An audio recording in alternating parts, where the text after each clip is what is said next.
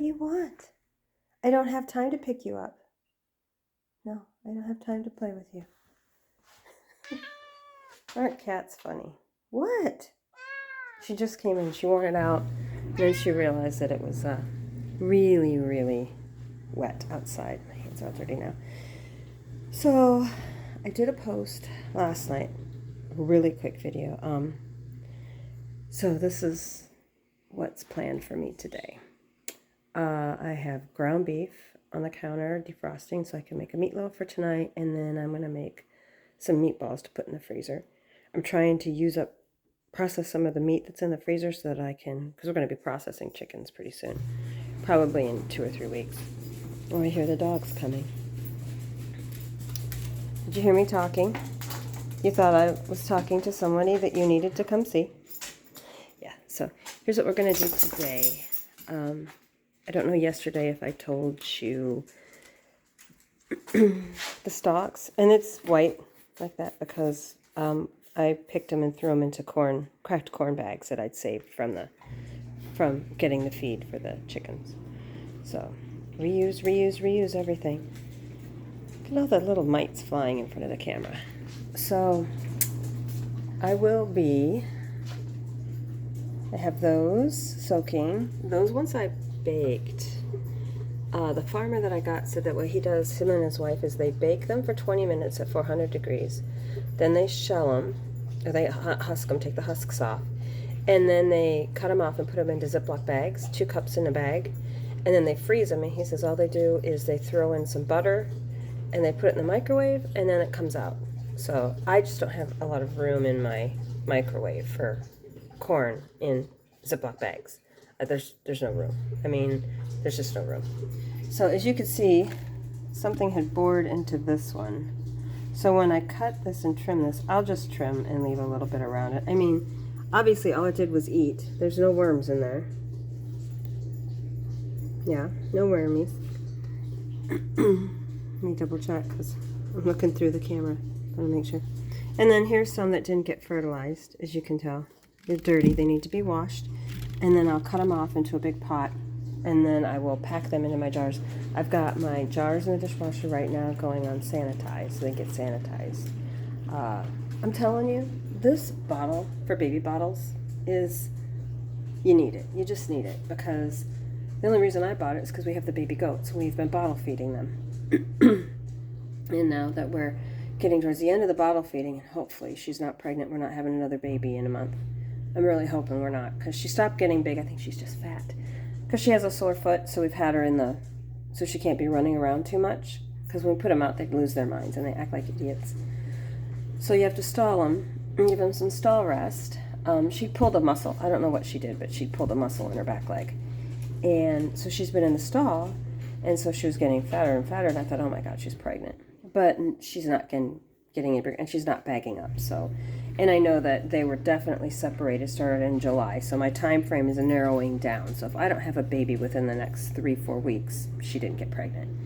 Because they're only pregnant for, 5 months. The dishwasher, when we don't unload it right away, has condensation in it, and the stuff doesn't stay dry. So therefore all the plastic and, bottles have to sit on the counter to dry. I have to probably dry those by hand.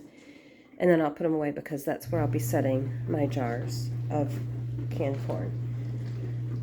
The stalks, I don't think I'm going to cook them in the oven, only because I don't want these to get cooked. I want to be able to feed them to the livestock. I'm going to feed all these to the goats and maybe some to the horses, because it'll help clear their gut, which I already talked about. So there's the corn. And now I watched a video today where this canner said that 2 ears of corn equal 1 pint. Well, if that's true, I'm in trouble because I got 12 dozen ears of corn. So that'd be 144, right? 12 times 12 is 144. And then you've still got, that'd be 72 pints of corn, which I know it sounds like a lot, people, but think about it.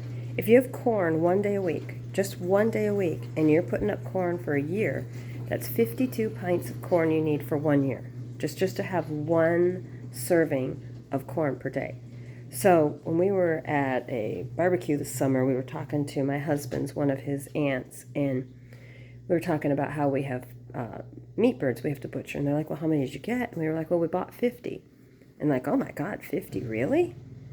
And I just kind of looked at her and I went, well, but if you think about it, if there's 52 weeks in the year, that's not even chicken once a week. And she was like, oh, wow. I go, so that 50 is maybe 6 months, maybe, depending on how often we have chicken, and we like chicken.